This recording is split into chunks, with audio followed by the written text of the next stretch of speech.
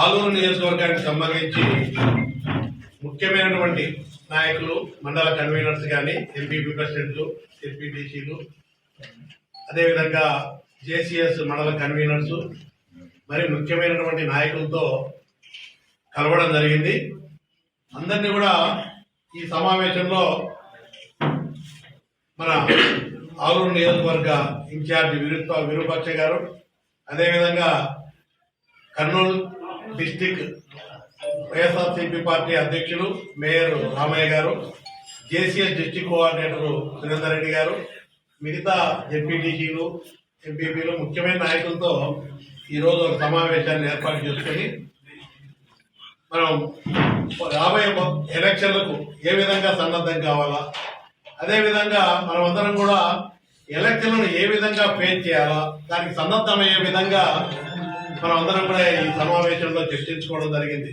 మీరందరూ కూడా చూశారు, మొన్న జరిగిన అనంతపురం సిద్ధం కార్యక్రమానికి మీటింగ్ పెద్ద ఎత్తున కూడా ఆలూరు నుంచి కూడా పెద్ద ఎత్తున ఈ నియోజకవర్గం నుంచి తరలి వచ్చిన ప్రతి నాయకుడు, కార్యకర్తగా అందరికి కూడా పార్టీ తరఫున, జగన్మోహన్ రెడ్డి గారి తరఫున అందరికి కూడా ధన్యవాదాలు తెలియజేస్తా ఉన్నాము.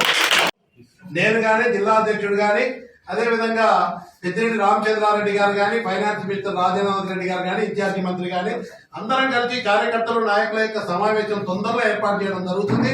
దానికి నాయకులు, సర్పంచులు, ఎంపీటీసీలు, మన కార్యకర్తలు అందరూ కూడా హాజరయ్యే విధంగా మీరందరూ కూడా గట్టిగా కృషి చేయాలని చెప్పి, మీరు ఎవ్వరూ భయపడాల్సిన పని లేదు.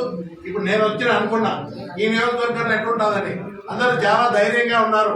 అయ్యా ఎన్నికలు రాని మేము ఎదుర్కొంటాం, ఎన్నికలు సిద్ధంగా ఉన్నాం, ఇక్కడ ఎవ్వరు భయపడట్లేదని చెప్పి ప్రతి నాయకుడు, కార్యకర్త చూస్తే చాలా పార్టీ మీద అభిమానంతో, జగన్మోహన్ రెడ్డి గారి నాయకత్వం పట్ల, మళ్ళీ జగన్మోహన్ రెడ్డి గారి నాయకత్వంలో గవర్నమెంట్ వస్తేనే మన పిల్లల భవిష్యత్తు బాగుంటుంది, మన రాష్ట్రం బాగుంటుంది, మన నియోజకవర్గం అభివృద్ధి చెందుతుందని చెప్పి అందరూ కూడా ఆలోచన చేస్తూ మీరు చెప్పారు. తప్పకుండా మన గవర్నమెంట్ వస్తుంది. రేపు అతి త్వరలో పెద్దిరెడ్డి రామచంద్ర గారు కానీ నేను వస్తాను. ముఖ్యమంత్రి గారు ప్రత్యేకంగా ఈ నియోజకవర్గాన్ని దృష్టి పెట్టారు. కాబట్టి మీరందరూ కూడా భారీ మెజార్టీతో గెలిపించేదానికి ప్రతి ఒక్కరు కృషి చేయాలని చెప్పి మీకు అందరికి కూడా మనస్ఫూర్తిగా తెలియజేస్తారు. ఆయన ముఖ్యమంత్రి అయితే మన పిల్లల యొక్క భవిష్యత్తు బాగుంటుంది, పేదలకు అండగా ఉంటాడు అనే ఉద్దేశంతో సామాజిక న్యాయం ఆయన ద్వారానే జరుగుతుందన్న నమ్మకంతో ఓట్లేసి బ్రహ్మాండమైన తీర్పు చెప్పారు. ఈరోజు ఇచ్చిన మాట ప్రకారం అన్ని హామీలు నెరవేర్చి మనం ఎన్నికలు పోతా ఉన్నాం. అంటే ఒక హామీ చేస్తామంటేనే ఇంత ఓట్లు వేసి మెజార్టీ ఇచ్చినారు, అన్ని హామీలు నెరవేర్చి ఓట్లకు పోయినప్పుడు ఇంకెట్లా ఉంటుంది తీర్పు?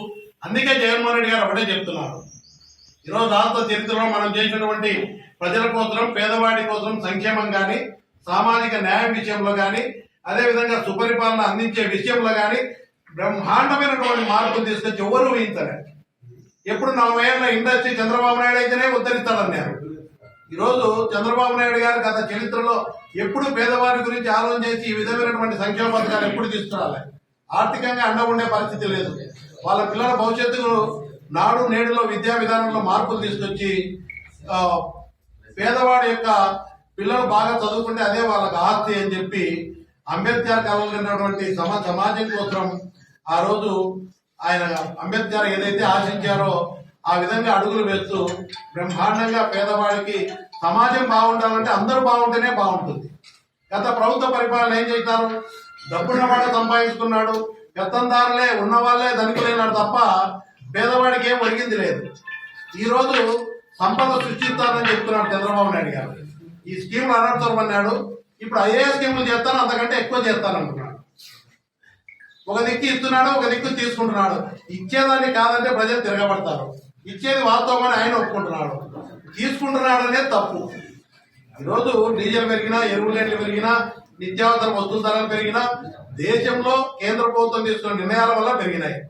దాన్ని జగన్మోహన్ రెడ్డి గారి మీద బురదల్ని రాజకీయ లబ్ధి పొందాలని చెప్పి ఇంటింటికి తిరిగి పేదవాడిని, అయ్యా నీ ఇంట్లో నూనె పెరిగింది, పప్పు పెరిగింది, రైతుల దగ్గర ఎరువుల రేట్లు పెరిగినాయి, డీజిల్ పెరిగిందని చెప్పి జగన్మోహన్ రెడ్డి గారు పెంచినారని తప్పుడు ప్రచారం చేసి రాజకీయ లబ్ధి పొందాలని దుర్మార్గమైన ఆలోచనతో చేస్తా ఉన్నారు.